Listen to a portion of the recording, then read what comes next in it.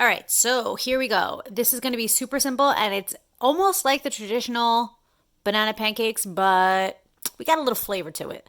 So what you're going to do is take one banana, or it depends on how many of these you want to make. This would make two decent sized pancakes. So it's really up to you. Anyway, so what you're going to do is you're going to use one banana. You want to make sure that it's ripe. Ours are like almost on the brink of like going bad. So we had to use them. And you're going to take the banana and you're going to squish it and squish it and squish it, squish it, squish it. Wow, that's really a tongue twister.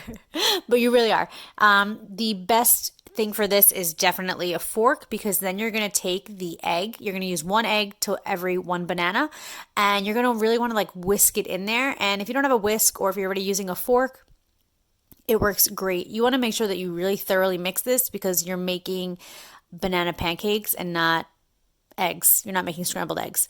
So really whisk it. And then this is the kicker, folks. This is where we separate the girls from the boys, or the women from the men, or whatever weird thing we say as a society.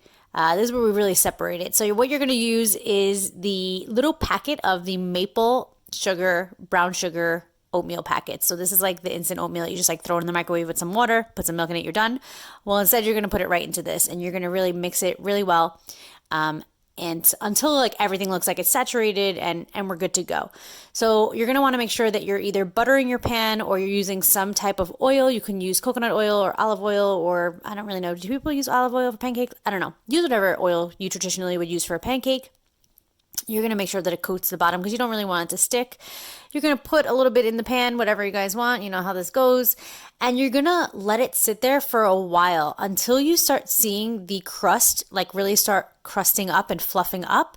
Then it's safe to flip it. If you do it before that, it's going to fall apart. So just make sure that you wait until you start seeing it like crust up a little bit and kind of get fluffy on the sides. Basically how you would use a regular pancake, how you would until you'd flip it. Then you're gonna flip it all over again to cook the other side. Don't forget you do have a raw egg in here, so you wanna whatever.